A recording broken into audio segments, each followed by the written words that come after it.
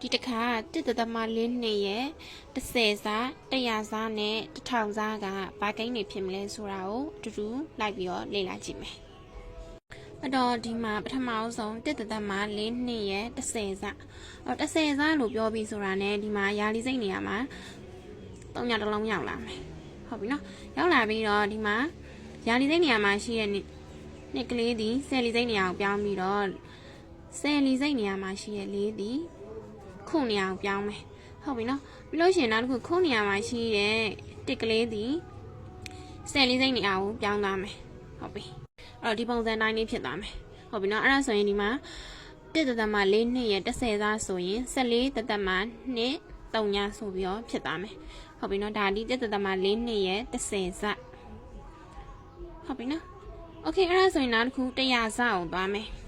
100စားဆိုတဲ့အတွက်10ဆယ်နီ100ဆိုတော့နောက်ထပ်10စားထပ်တိုးမှာပေါ့ဟုတ်ပြီနော်အဲ့တော့ဒီမှာနောက်ထပ်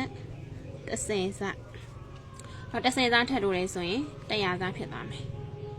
ဟုတ်ပြီနော်အဲ့တော့ဒီပုံစံတိုင်းလေးဖြစ်သွားမယ်အဲ့ဒါဆိုရင်လည်းအစောနာတိုင်းပဲနောက်ထပ်10စားထပ်တိုးရင်ဒီမှာ3ညတစ်လုံးထပ်ဝင်လာမယ်ဝင်လာပြီးဒီမှာရှိတဲ့ယာလီစိတ်နေရာမှာရှိတဲ့3ညဒီဆယ်လီစိတ်နေရာကိုသွားမယ်ပြီးရင်နောက်တစ်ခုဆယ်လီစိတ်နေရာမှာရှိတဲ့2ဒီခုနေရာကိုရောက်မယ်ပြီးရင်နောက်တစ်ခုနေရာမှာရှိတဲ့4ဒီယာလီစိတ်နေရာကိုရောက်သွားပြီးတော့10နေရာမှာရှိတဲ့1ဒီယာနေရာကိုရောက်သွားမယ်ဟုတ်ပြီနော်အဲ့ဆိုရင်ဒီမှာ1.4နှစ်ရဲ့100စားဆိုရင်ဘာဖြစ်သွားမလဲဆိုရင်142.3ညဆိုပြီးတော့ဖြစ်သွားမယ်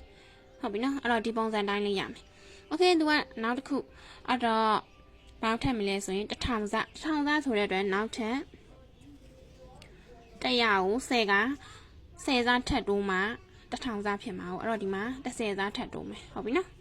အဲ့ဆိုဒီပုံစံတိုင်းလေးဖြစ်သွားမယ်ဟုတ်ပြီအဲ့တော့ဒီမှာလည်း10စားထပ်တိုးရင်အဲ့လိုပဲဒီမှာ3ညတစ်လုံးဝင်လာမယ်ဒီမှာ10ယာလီစိတ်နေရာမှာရှိတဲ့3ညဒီ10လီစိတ်နေရာကိုရောက်မယ်ပြီးရင်နောက်တစ်ခု10လီစိတ်နေရာမှာရှိတဲ့3ညကခုနေရာကိုသွားမယ်ပြီးရင်နောက်တစ်ခုကခုနေရာမှာရှိတဲ့2က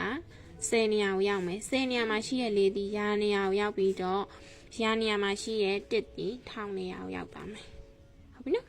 အဲ့ဆိုရင်ဇယားလေးကဒီပုံစံတိုင်းလေးဖြစ်သွားမယ်ဟုတ်ပြီနော်အဲ့ဒါဆိုရင်1.4နှစ်ရဲ့1000စားဆိုရင်1420.3ညဆိုပြီးတော့ဖြစ်သွားမယ်ဟုတ်ပြီနော်အဲ့ဒီမှာဒီဇယားလေးမှာတစ်ခုတတိထားမှာတသမတွေဒီနေရာရွှေ့စရာမလိုဟုတ်ပြီနော်အဲ့တော့ကနန်းနေတာနေရာရွှေ့လာတယ်10စားဆို3ညတစ်လုံးဝင်တယ်နောက်ထပ်10စားဆို3ညတစ်လုံးဝင်လာမယ်နောက်ထပ်10စားဆိုရင်3ညတစ်လုံးဝင်လာမယ်ဟုတ်ပြီနော်ဒီလိုမျိုးလေးရမယ်အဲ့တော့တသမရဲ့နောက်မှာဒီလိုမျိုး3ညကြီးပဲဆိုရင်မရေးလဲရတယ်အတော့ဒီတစ်ခါ356ရဲ့10ပိုင်းတစ်ပိုင်းဆိုရင်ဘာကိန်းဖြစ်မလဲဆိုတာကိုကြည့်မယ်ဟုတ်ပြီနော်အဲ့တော့10ပိုင်းတစ်ပိုင်းဆိုရင်ကျတော့ဒီမှာနောက်ကိုတနေရာစီပြန်ရွှေ့သွားမယ်ဟုတ်ပြီနော်အဲ့တော့ဒီမှာဆိုလို့ရှိရင်ခုနေရာမှာရှိတဲ့6က10လီစိတ်နေရာကိုရောက်သွားမယ်ပြီးလို့ရှိရင်နောက်တစ်ခု10နေရာမှာရှိတဲ့5ဒီခုနေရာကိုရောက်သွားပြီးတော့ယာနေရာမှာရှိတဲ့3က10နေရာကိုရောက်သွားမယ်အဲ့တော့ဒီပုံစံလေးဖြစ်သွားမယ်ဟုတ်ပြီနော်ခုနဲ့10လီစိတ်ကြားမှာကျတော့တသက်မှရှိမယ်အဲ့ဒါဆိုလို့ရှိရင်356ရဲ့10ပိုင်းတစ်ပိုင်းဆိုလို့ရှိရင်35တသက်မှ6ရမယ်ဟုတ်ပြီနော်ပြီးရင်အဲ့မှာနောက်တစ်ခုသူကကျတော့356ရဲ့100ပိုင်းတစ်ပိုင်းဆိုတဲ့အတွက်နောက်ထပ်ဒီမှာအောက်ကို10ပိုင်းတစ်ပိုင်းထပ်ပြီးတော့အဲ့တော့ဒီမှာအောက်ကိုနောက်ထပ်10ပိုင်းတစ်ပိုင်းထပ်သွားမယ်ဆိုလို့ရှိရင်ဒီမှာ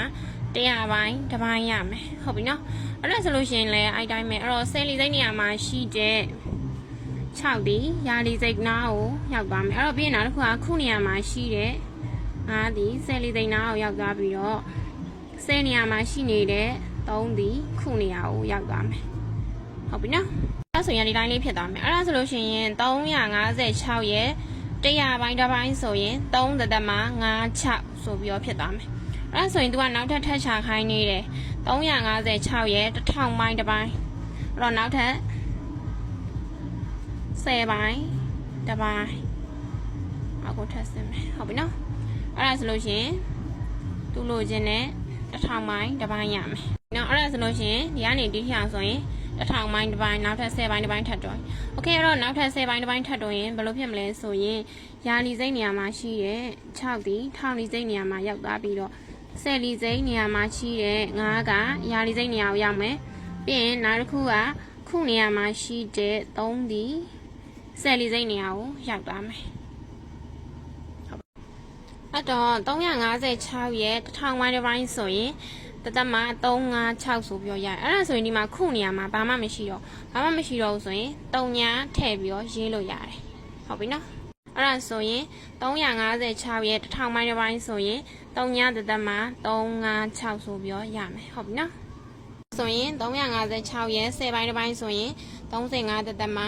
6ပြီးရင်356ရဲ့100ပိုင်းတစ်ပိုင်းဆိုရင်3တသက်မှာ56ဖြစ်ပြီးတော့356ရဲ့1000ပိုင်းတစ်ပိုင်းဆိုရင်3ညတသက်မှာ356ဆိုပြီးတော့ရမယ်ဟုတ်ပြီနော်အဲ့တော့ဒီဇာတ်လေးကိုဒါနားလည်မယ်ဆိုရင်သူ့မှာပေးထားတဲ့အောက်ကလေ့ကျင့်ခန်းပုံစံတွေကိုလုပ်နိုင်မယ်လို့ထင်တယ်အဲ့တော့လုပ်ကြည့်ပါနော်